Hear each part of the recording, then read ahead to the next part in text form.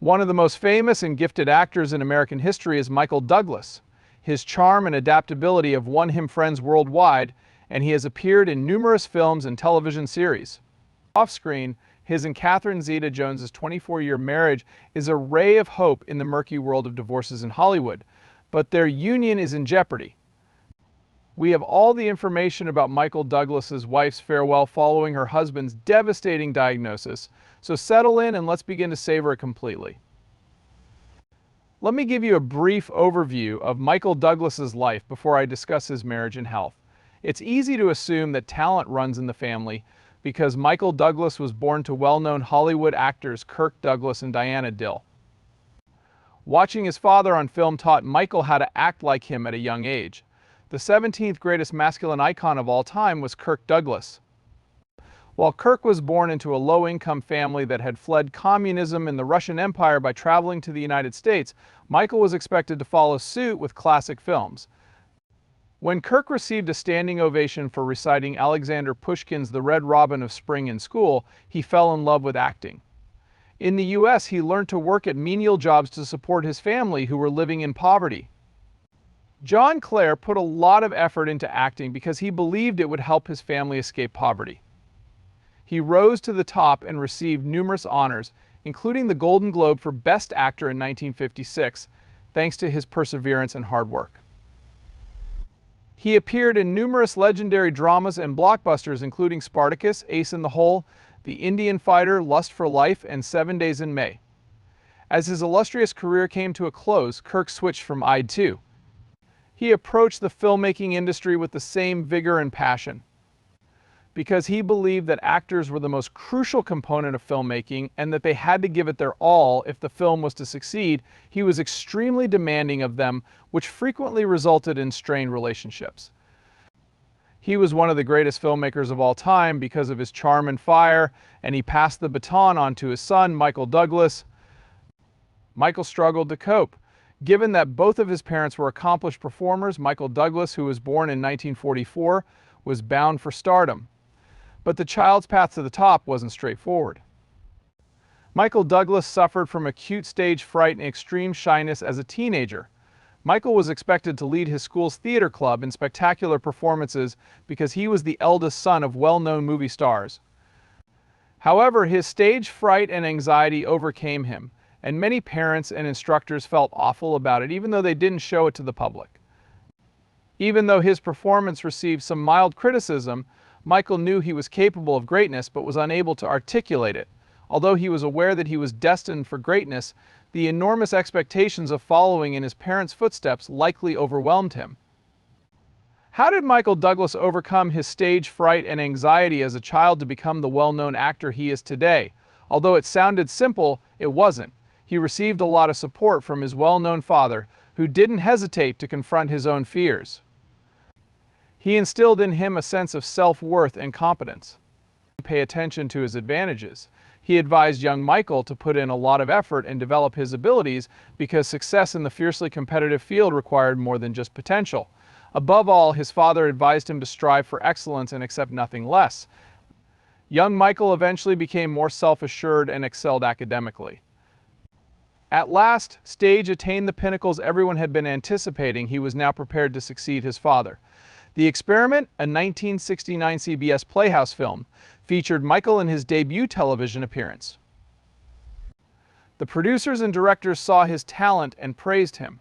A few months after starring in The Experiment, Michael created his own studio because, in contrast to his friends, he preferred being behind the camera. Before landing his big break as Carl Dixon in the 1969 drama Hail Hero, Michael kept starring in low-budget films. In the movie, Michael plays a college student who joins the U.S. Army during the Vietnam conflict with the purpose of ending the conflict by love instead of bloodshed. His performance got him a lot of praise from both fans and critics, and it earned him the Golden Globe Award for the most promising young actor. Michael Douglas, a young frightened child whose acting skills were virtually strangled by stage fear, was finally here. In 1972, he was cast as Inspector Steve Keller in the crime thriller TV series The Streets of San Francisco, opposite the great actor Karl Malden.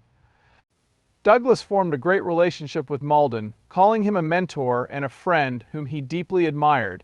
Even after the series concluded in 1976, the two men's romance persisted off of the set. It peaked in 2004 when Douglas was honored to present his mentor Walden with the Eugene O'Neill Theater Center's Lifetime Achievement Award. With parts in highly regarded films like Summer Tree and Adam at 6 a.m., Douglas' acting career kept growing. However, something was still lacking. He knew he wanted to be an actor, and he was one, but there was one more thing he couldn't get rid of. No matter how many movies he was in, he had perfected acting but not yet movie producing, which was his second passion. When his father, Kirk Douglas, granted him the rights to the novel One Flew Over the Cuckoo's Nest in 1971, he had the opportunity to demonstrate his producing abilities. Douglas received the novel's rights from his father, who had purchased them in 1962 with the intention of turning it into a movie, but that never materialized. Kirk trusted his son Michael Douglas to make the film based on the wildly successful novel, so he granted him the rights.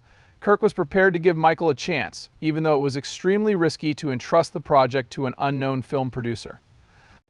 When Michael produced one of the greatest films of the 1970s and it won an Academy Award for Best Picture, his trust in his son was rewarded. In Hollywood, Michael Douglas's reputation skyrocketed. Numerous film financiers and executive producers hurried to hire him for their projects. Michael took great care to select films and endeavors that would enhance his standing as a Hollywood star. For instance, he produced and appeared in the award-winning film Romancing the Stone 1984, which earned $15 million more than its $10 million budget and starred Danny DeVito and Kathleen Turner. Although Michael had at last achieved success in Hollywood, one thing remained unfulfilled. Michael Douglas achieved his goal of becoming a well-known actor and producer in Hollywood, but his romantic life was a complete mess.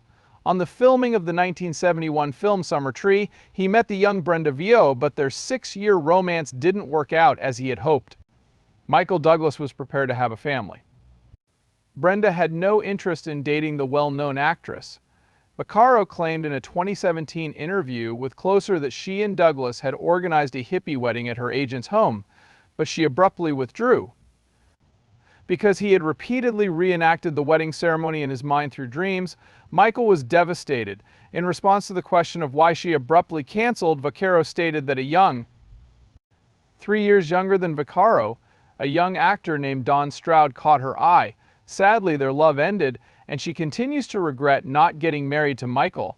Michael had to pick up the pieces of his wounded heart and find a new love after splitting with Vaccaro. He fell in love and wed Deandra Lusser, an Austrian diplomat's daughter, a year later. After 18 years, their marriage ended in 1995. However, they did have one kid together, Cameron Douglas.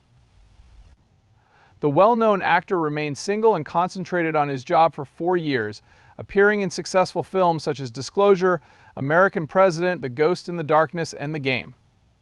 He received an award at the 1998 Carlo Very International Film Festival in recognition of his accomplishments and dedication to the field. Despite his enormous success in the 1990s, Michael felt empty after winning the coveted Crystal Globe Award. He had a history of failed romantic relationships, but he was prepared to try again. When he saw Catherine Zeta, he was immediately captivated by love.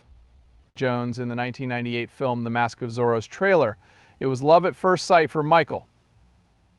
The young Welsh actress's breathtaking beauty captivated him, and he immediately instructed his assistant to watch her closely.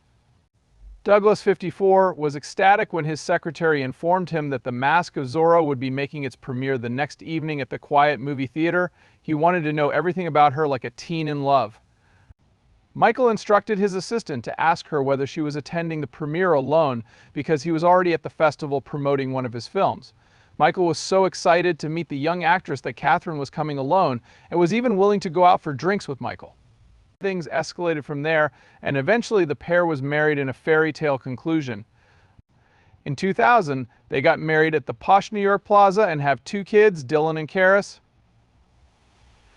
In 2010, 10 years after getting married to Catherine Zeta-Jones, Michael Douglas was diagnosed with throat cancer, which proved out to be tongue cancer. You would be surprised and probably amused by the ways in which the news threatened their marriage. The legendary actor discussed the subject with The Guardian in an open and candid conversation. Michael's candid admission that his stage 4 cancer was brought on by oral sex went viral. It is one thing to inform people that your cancer was brought on by oral sex, but it is another to subtly blame your wife for the issue. Before anyone knew it, the majority of major news sources' entertainment and gossip sections focused on Michael's candid revelation. Numerous news organizations took up the story and ran with it, occasionally without verifying the information's original source. According to reports, Catherine Zeta-Jones, who was not at fault for Michael's humiliating verbal blunder, was so ashamed that she considered ending her marriage. Consider this before you join the hordes of individuals who condemn the legendary actor for his unasked for disclosures. Michael Douglas claims that his physicians informed him that his cancer was an STD brought on by HPV, also referred to as the human genital virus. He omitted specifics. The well-known actor may have contracted the virus by putting his mouth on his wife's privates, as he stated that the virus could only be transmitted orally, barring any cheating scandals. Although we cannot rule Catherine out, this does not imply that she was the direct cause of the cancer. Do you see how his wife might suffer as a result of Douglas's unguarded revelations? Rumors circulated that the power couple had lost their spark and were divorcing shortly after the well-known actor's confession went viral. As they parted ways, Catherine Zeta-Jones expressed her displeasure with her husband's disclosures, but also her anger at the doctors for not detecting the disease sooner. Fortunately, the actress had a change of heart, forgave her husband, and they reconciled, but their issues didn't end there. A year after Douglas's cancer scare, Catherine Zeta-Jones received a bipolar II condition diagnosis. Catherine refused to do any interviews because, unlike her husband, she wanted to keep her condition a secret, but inquisitive reporters wouldn't let her. Catherine's health condition quickly gained a lot of attention in the media, and a year after it was made public, many people expressed their opinions.